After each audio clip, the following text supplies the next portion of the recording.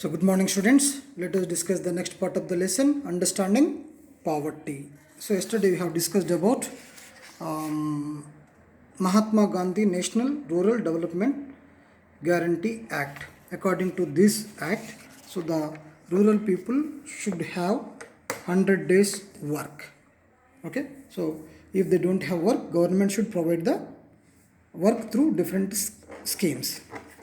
Clear? So, social audit report. So, in this, here social audit report means some people, volunteers, audit the work in Manarga. So, how it is implementing properly or not. So, in that social audit report, the findings of the social audit team in Isapel Nizamabad district in Telangana in February 2009. So, what is the report? We'll discuss. Payments were made correctly. Good. The field assistant performed his function well. There were no contractors at the work site. So, no contractors between workers and government. Okay, but the work quality is poor. So what is the defect? The people who are working under this scheme not doing properly, not doing constructed work. Okay, next. Besides, it found that plantation and flowering work has been done only in 5.6 acres. So in that scheme, only they did plantation and flowering in 5.6 acres, whereas the measurement sheet of this work shows that flowering and plantation work has been done in 15 acres, manipulated. So they did only in 5.6, but they wrote on the worksheet 15 acres. Okay, so many has been paid for the excess of 9.4 acres without doing work. Old technical assistant Ram Mohan is responsible for this issue. As per the records, Ramadevi of Syndicate Nagar had to be paid rupees 400 for 6 days regarding pebble bounding work, but she has not been paid the amount. Without paying, they showed in the worksheet. You can access like this information from the records. So like that, they try to manipulate some issues in this system. So social audit Telangana and Andhra Pradesh. So an often repeated complaint of government employment programs has been about corruption. So already we have seen. So instead of 5.6, they wrote 15 acres. Okay, like that. So the benefits of these schemes, it is said, go those who wield power and the contractors, whereas the poor receive much less than what is officially claimed. So to reduce corruption, Manarga introduced compulsory social audit. So we'll discuss what is the meaning of social audit. Here social audit is a process by which the community verifies, audits the program and its implementation. It tries to find out whether the benefits of the project activities reach the people for whom it is meant. So already we know that out of 1 rupee, only 10 paisa is reaching to the poor people in government schemes. So the erstwhile Andhra Pradesh experience in this regard has been particularly noteworthy. The government has taken an active role in supporting the initiative from civil society. So how they do social audit, we'll discuss clearly. First one, a few energetic literate youth, educated youth who usually belong to the families of Manarga or local people, Manarga workers, are trained in social audit process. So these youth from farm teams go from door to door to verify muster rolls. What is the meaning of muster roll? When they present, um, when they attended to work, so in the register their names will be written. Okay, so check out worksheets, work sites, record written statements of workers and conduct a series of meetings in each village. So like that they will go door to door and record the information. Next they will conduct the Masu public meeting at the mandal level. So and they will elect some representatives, the media, the Menarga functionaries concerned, and senior government officers. Later, at this meeting, village-wise social audit findings are read out. So, workers testify and the officials concerned respond to the issues raised by giving an explanation about their actions under complaint. So if anyone misuse the authority, so those will be punished. So officials are also required to specify the nature of remedial action they will take and the time limit. So in the follow up, social audit teams go back to their villages every 15 days after the mandal public meeting to ensure that the decisions taken are actually enforced. So like that, regularly these people monitor this work, this scheme, okay, to work properly, to do properly. Clear? So access to affordable food. So another one is access to affordable food. Actually, food is available, always available in the market, but people unable to buy. Why? Because their income is low, purchasing capacity is low. So what is the responsibility of the government is that should be affordable. Okay, so from his granary, the king should set apart one off for the people in the countryside in time of distress and use the other off, and he should replace old stock for new. So this was written in Ardhashastra by Kautilya in 4th century. So every king should set a half of the food grains for the countryside people to supply when they are in distress or at the time of famines. Okay, so alongside employment, the government has to ensure that everyone has access to affordable food. So apart from the employment, so another responsibility is the government should ensure that everyone has access to affordable food. Employment and income cannot do much if the prices of essential items are very high. So now you know the prices of common goods are very high. The rice is 40 to 50 rupees per kg. Pulses rates are more. Oil rate is more. So most of the income they are spending on the common goods. Okay, so that is not good.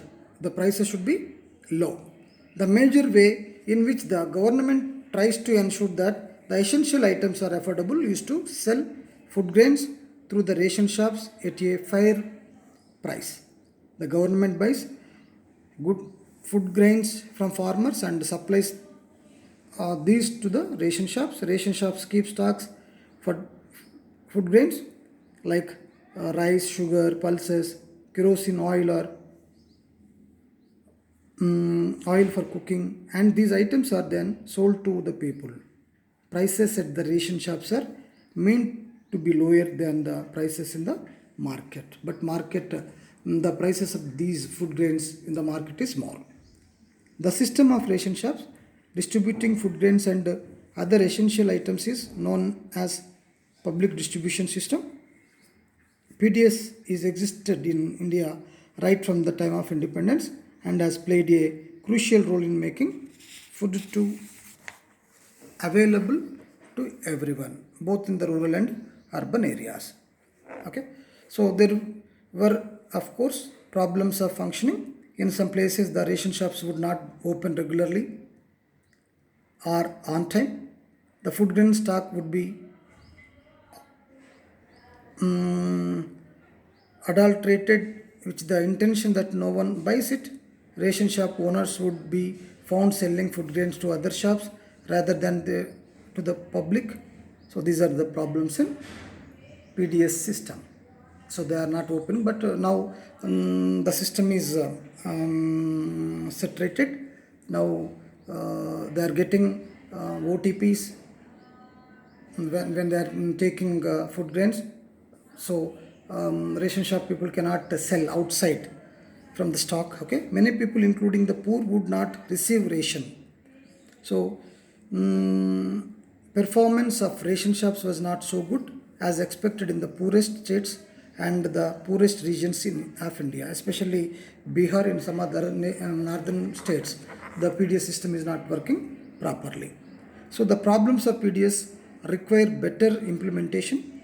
Since PDS was working well in the southern states of Kerala, Telangana, Andhra Pradesh and Tamil Nadu, so most of these states, so people 91% of their food grains they are purchasing from the PDS system, ration shops only. Only for 9% of their requirement they are depending on market. Okay. So however, the Indian government had other plans around the year 1997. It decided that ration shops should cater mainly to the poor. So from here on, the poor would be served by the ration shops, while the rest would buy food grains mainly from the market at higher price. So to implement that, this new policy on the PDS, the government needed to know who the poor are. So nowadays, all well-to-do families also having ration cards. They are using the food. They are taking food grains from the ration shops. Thus, the panchayats in the villages were asked to conduct surveys called BPL surveys. So already you know BPL, below poverty line. So these surveys take into account the family's income, means of livelihood, number of meals per day, clothing, housing, migration, debts, etc. to decide whether the household is poor household, means BPL household, or based on the survey results. 3 types of cards were issued. So they try to do this. So the poorest families are issued Antyodaya cards. Next, whose situation is slightly better but still can be considered poor are issued BPL. So the remaining families are issued APL, above poverty line. I think this was not implemented. Okay, so the people, so other people don't have any APL cards, not issued APL cards. Next, quantities and prices of ration given to each card holder are different. For example, the Antyodaya card holders are entitled to get 35 kgs of food grains, rice and wheat per month for family. The BPL card holders in Telangana can receive 6 kgs of food grains per head. The Annapurna scheme card holders, who are the poorest of the other, get 10 kgs of rice free of cost. Okay, so like that different cards were issued. The struggle towards the right to life.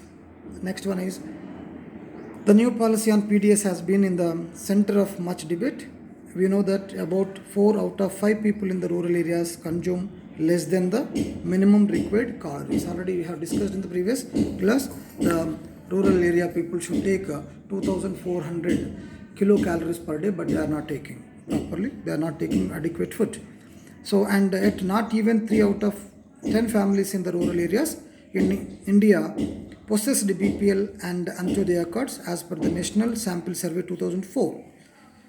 Thus, a large number of people who earlier benefited from the PDS were no longer covered by it. Many families of landless laborers did not have BPL cards, whereas there were some reports of well-off families with BPL cards. In rural, especially in rural areas, who are having 10 acres or 15 acres also, they have BPL cards. Because of political issues, because of influence, they get BPL cards. Okay, so there are other conditions too in the new PDS system.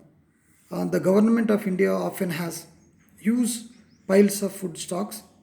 So usually every year at the time of harvesting time, the government purchase food grains from the farmers. So there have been times when food grains rot in godowns and they eaten by rats. So since the ration shops sell food grains at a fair price only to BPL, Antyodaya and Annapurna card holders, there are unsold stocks at the ration shop too, and yet there is a feeling that we are not able to provide food to all. So through these schemes, government providing food grains for a small percentage of people. This is a clear violation of the fundamental right, the right to life, enshrined in Article 21 of the Indian Constitution. So people have asked, how can life be possible without food? Why cannot the government take responsibility? Why cannot the government supply food grains for free rather than have it rot? So is this is a just situation? Over a period of time, a public campaign for right to food has built up. So public have taken legal action. Civil rights groups have filed petitions in the Supreme Court against the government for violation of right to life, of which the right to food is a part. They have sought that food grains at fair price should be available for all families. This is more important. What is that? Food grains at a fair price should be available for all families, not only poor, not only rich, not only average income people. So food grains should be affordable. Each family should be entitled to more food grains than they are getting presently. So Supreme Court rulings and continuous pressures from ordinary people have begun to make small but crucial changes in the working of number of programs, including the PDS, but still much more needs to change. So in this lesson, in this chapter, we have read about the right to work and right to food in the context of widespread persistence of hunger in India. Both the right to work and right to food are absolutely essential to escape from hunger and poverty. So these are interlinked. Escape from poverty and a life of dignity, however, means much more. It includes health and education, shelter and clothing, water and sanitation, pollution free air, energy and infrastructure, security, non discrimination, democratic participation, etc. So, comes under life of dignity. So, these economic and social rights are again part of the right to life. So, it is this expanded understanding that the society has to work towards. So, like this, we are having differences in the community, and some people are getting more income, some are less income. There is a much difference between rich and poor. Some are not having adequate food. Okay, these inequalities must be end. Clear? So with this lesson is completed. So write your own notes.